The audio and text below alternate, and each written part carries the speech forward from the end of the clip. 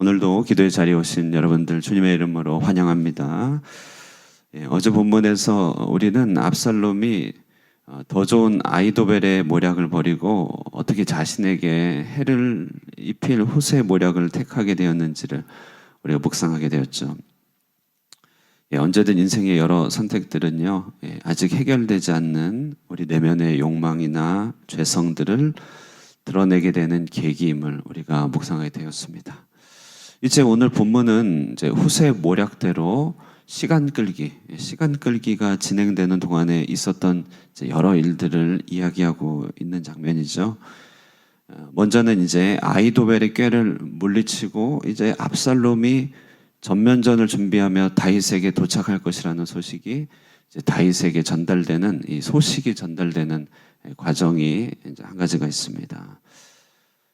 자, 우리 내용을 보시면요, 이제 후세가 계략을 베풀고 그 계략이 채택되었고 그 소식을 이제 전하는 것이죠. 그래서 그 소식을 미리 예비된 이 사독과 아비아달 제사장에게 전달합니다.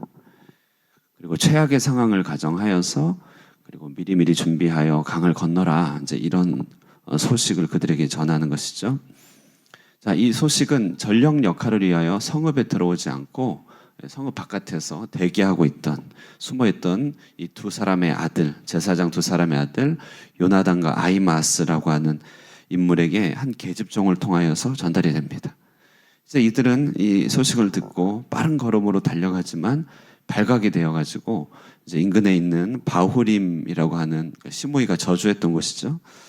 거기에 숨어 들어갑니다. 근데 감사하게도 그들을 이제 바후림에 있던 사람이 이 두 사람 전령을 숨겨준 것이죠. 바후림은 시므이가 저주한 곳인데 그래도 거기에서 다윗을 위하여 남겨진 자들이 이제 있었다는 것입니다.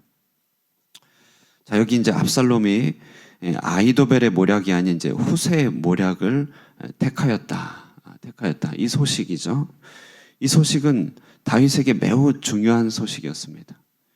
아이도벨의 모략을 패하게 하여 달라는 다윗의 기도가 응답되었다는 그런 기도 응답의 결과고, 무엇보다도 하나님이 다윗과 그의 나라를 버리지 않겠다고 하는 하나님의 은혜와 또 하나님의 신의를 지키겠다고 하는 증거가 되는 거잖아요. 그래서 이 소식은 꼭 그에게 전달되어야만 하는 구원의 기쁜 소식이었다는 것이죠. 이 소식이 여러 우여곡절 끝에 결국은 다윗에게 도착하게 되었고, 오늘 본문 보면 그 소식을 듣고 다윗이 강을 건너 백성을 다 건너게 한 다음에 마하나임에서 임시 정부를 차리고 이제 압살롬의 군대와 대치하게 되는, 안정을 찾는 그런 장면이 펼쳐지게 되는 것이죠. 자, 우리가 한번 생각해 볼 것은요, 많은 경우 우리는 가십거리, 그죠? 여러 가십거리를 전하는 일에서 후련함도 느끼고 재미도 느낍니다. 그런데 많은 경우는 그 가십거리들이 꼭 전달되어야만 하는 이야기는 아니죠. 그 이야기는 이제 우리 일상의 관계와 우리 시간과 공간을 즐거움과 또 여러 가지 상호작용으로 채우기 위한 내용이긴 하지만 꼭 전달될 필요가 있는 그런 내용이 아닐 경우가 많이 있습니다. 때로는 뜬소문도 있고 때로는 이 가십거리 중에서 과장으로 번복된 이야기들도 있죠. 자, 그런데 어떤 소식들은요, 반드시 전달되어야만 하는 소식이 있습니다. 그 길이 막히고 위협이 있어도 누군가에게 해당되는 꼭 이렇게 맞춤형의 메시지들은 반드시 전달이 돼야 되는 것이, 그를 향한 구원의 소식, 생명의 소식이라고 하는 것, 그의 영생을 위한 소식, 그리고 그의 영혼의 변화를 위한 소식들은 반드시 전달이 되어야 되는 것이죠. 누군가 질병이 들었는데 그 질병의 소식을 반드시 알리지 않으면 안 되는 것이잖아요. 누군가에게 주어진 혜택의 소식이 있는데 그것이 중간에 멈춰진다면 그것은 매우 안타까운 일이죠. 이처럼 우리 누군가에게는, 모두에게는 위로부터, 하나님으로부터 전달되어야 되는 소식들이 반드시 있을 것입니다. 하나님이 택하시고 또 하나님께서 의도하신 각각의 소식들이 꼭 있습니다. 그리고 이 소식들은 크게 큰 차원에서 보면은 우리를 위한 생명과 구원의 소식이라고 하는 복음의 소식으로 이렇게 요약이 될 수 있을 것입니다. 하나님께서 우리를 위해 하신 일이 있다. 우리는 그 일에 기초하여 생각하고 판단해야 된다. 자신과 공동체의 생명을 위해서 당신이 꼭 해야 될 일이 있다라고 하는 소식을 전하는 이의 발걸음이 얼마나 복된지 이사야 52장 7절에 말하기를 좋은 소식을 전하며 평화를 공표하며 복된 좋은 소식을 가져오며 구원을 공포하며 시온을 향하여 이르기를 내 하나님이 통치하신다는 자의 산을 넘는 발이 어찌 그리 아름다운고, 이런 말이죠. 여러분, 이처럼 우리가 꼭 전해야 될 소식이 있음을 기억해야 됩니다. 그리고 전해야 될 소식은 여러 고비를 넘고 방해를 받는다 할지라도 멈춰서는 안 되는 것이죠. 그런 중요성이 있습니다. 이 소식을 전하는 일에는 오늘 바울임 사람들처럼 예상치 못하게 준비된 사람이 있는 것이고 하나님이 준비하신 여러 손길들이 곁에 있다는 것입니다. 내가 꼭 전해야 되는 소식은 꼭 전하지 못하고 도리어 전할 필요가 없는 소식에만 머물러 있지는 않는지 되돌아봐야 됩니다. 우리를 살아있도록 하신 이유들은 우리로 하여금 전령을 삼도록 하기 위한 하나님의 전략이고 포석임을 꼭 기억하길 바랍니다. 이제 두 번째로 오늘 본문은요, 23절에 아이도벨의 비참하고 가련한 최후를 묘사해 줍니다. 23절 한번 보실까요? 한번 읽겠습니다. 시작. 아이도벨이 자기 계략이 시행되지 못함을 보고 나귀의 안장을 지우고 일어나 고향으로 돌아가 자기 집에 이르러 집을 정리하고 스스로 목매어 죽음에 그의 조상의 묘에 장사되니라. 이 아이도벨의 이 극단적인 선택, 오늘날은 이 극단적인 선택이란 말도 이제 잘 사용하지 못하게 하더라고요. 그건 선택이 아니라 이렇게 몰린 일이다, 이런 이제 개념이 있는데, 어쨌든 이 아이도벨의 자살은요, 그 인생의 공허함을 잘 폭로해 줍니다. 자, 아이도벨은 오랜 기간 다윗에게 신임을 받았죠. 대단히 명성이 있었습니다. 16장 23절 보시면 그의 모략은 하나님께 물어받은 것 같다라는 평을 받을 정도로 그는 명성이 자자했습니다. 정말 그가 끝까지 살아남았다면, 그리고 그가 끝까지 다윗에게 봉사했다면 아마 그는 이 고대 근동의 제갈공명으로 알려졌을 것입니다. 그러나 그가 다윗을 배신하였죠. 그의 배신은 그가 갖고 있는 내면과 그의 성격을 잘 드러내줍니다. 시편에 보면 다윗이 아이도벨에게 배신을 당하고 올라온 심경을 표현하고 있는데 41편 9절에 이런 말이 있어요. 내가 신뢰하여 내 떡을 나눠 먹던 나의 가까운 친구도 나를 대적하여 그의 발꿈치를 들었나이다. 이런 표현이 있죠. 이 아이도벨은 매우 똑똑했습니다만, 그러나 이 다윗과 압살롬의 문제를 크게 오판한 것이죠. 왕국의 미래를 생각할 때 이 아이도벨은 이 왕국의 미래가 압살롬과 함께 할 것이라고 그렇게 결론을 지었어요. 자, 이것은 그가 언약과 임마누엘 되시는 하나님을 잘 몰랐기 때문에 그의 무지 가운데 그 속에서 올라온 기회주의적 본성 때문에 그렇습니다.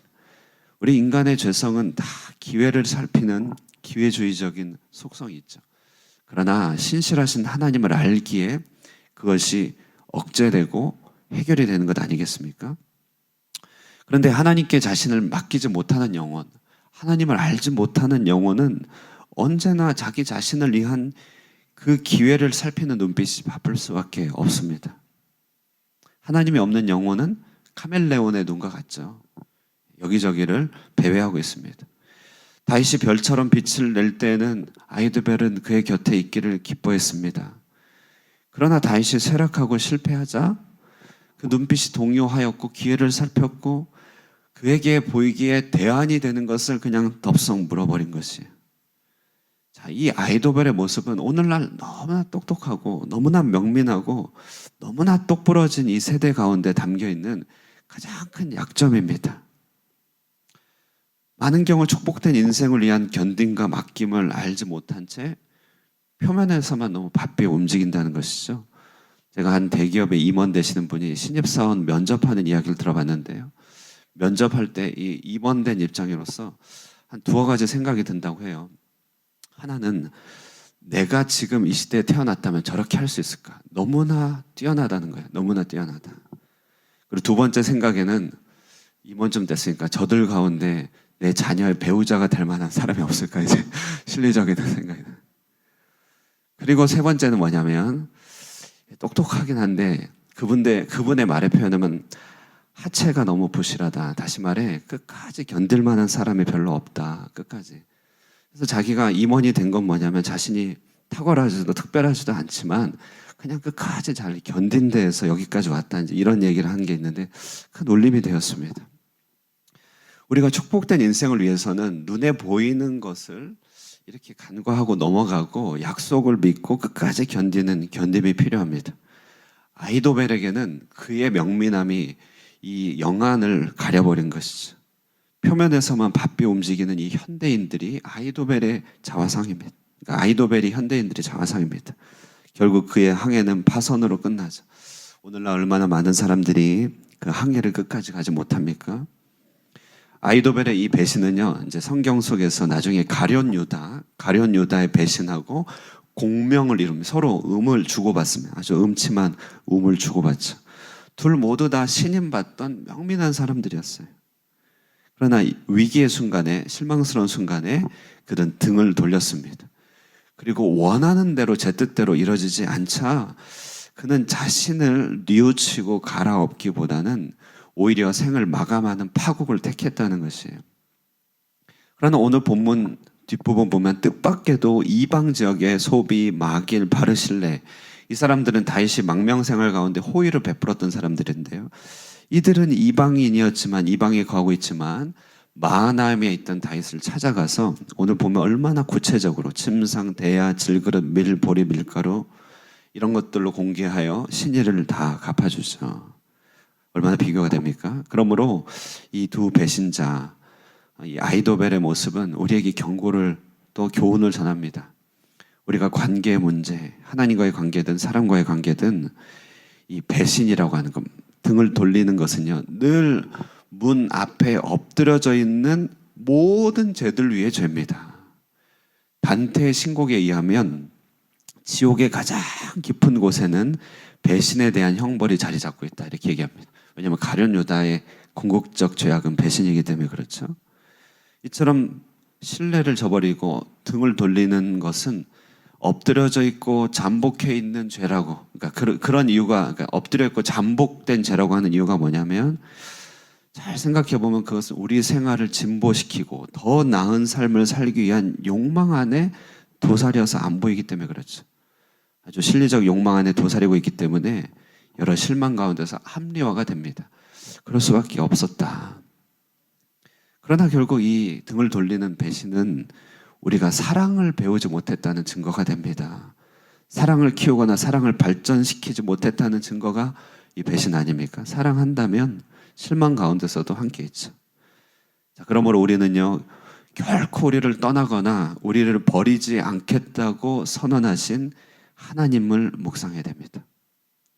우리를 배신하지 않겠다고 하신 임마누엘 하나님의 그 이름, 그 선언을 기억해야 됩니다. 그 하나님의 이름 안에 어떠한 일이 있어도 우리를 버리지 않겠다고 하시는 그 하나님 안에 우리 몸과 우리 영혼을 담고야 됩니다. 하나님이 우리와 함께 하시겠다. 그 이름이 임마누엘이니 우리도 그를 닮아 이 땅의 사람들에게 나에게 붙여준 영혼들에게 임마누엘처럼 함께 하겠다는 약속의 전달자 또 약속의 이 재현자가 되어야 됩니다.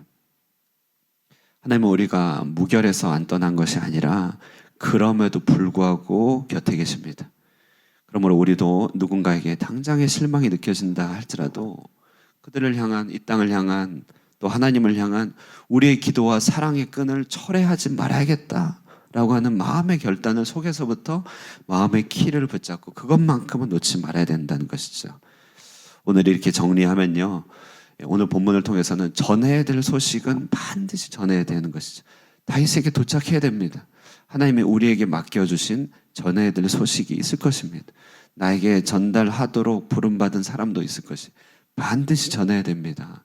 그 일을 위하여 가로막히는 일들이 있어도 가다 보면 주님께서 예비하신 숨겨놓은 여러 가지 하나님의 일 준비됨을 보게 될 것이죠. 그리고 우리는 우리 마음에 임마누엘 되신 하나님을 본받아 그 약속을 품고 이 땅을 붙잡으며 사랑하며 기도하며 그 끈을 결코 놓지 않으며 끝까지 함께하는 자로서 주님 안에서 큰 신뢰를 배우는 사람이 되어야 될 것입니다. 이처럼 신실한 마음으로 소식을 전하고 함께 해줄 수 있는 복된 여러분 되시기를 주님의 이름으로 축원드립니다. 기도하겠습니다. 은혜와 사랑의 하나님 아버지 감사합니다. 오늘 아침을 통하여서도 하나님께서 어떻게 우리에게 복된 소식을 전하셨는지, 여러 한계와 어려운 상황들 가운데서도 많은 사람들을 통하여 우리에게 복된 소식을 전하여 주신 하나님의 놀라운 섭리를 묵상합니다. 우리의 여러 실망스러운 죄악들과 연약함에도 불구하고 결코 우리를 버리지 아니하시고 떠나지 아니하시는 이 하나님의 신실하심을 오늘 바라보며 우리가 그 하나님의 성품을 배우길 원합니다. 그러므로 우리에게 맡겨주신 소식을 붙여주신 영혼들에게 전하기를 게을리하거나 포기하지 않게 하옵시고 반드시 전해야 되는 사명감을 가지고 이 땅 가운데 살아갈 수 있도록 도우시고 함께 하옵소서. 무엇보다도 하나님 우리에게 붙여준 영혼들을 향하여 사랑과 기도의 마음을 철회하지 않게 하여 주시고 끝까지 함께하며 견디며 인내하며 주의 나라에 이르기까지 우리 삶 가운데서 주님 나라의 큰 사랑을 키워갈 수 있도록 도우시고 축복하여 주시옵소서.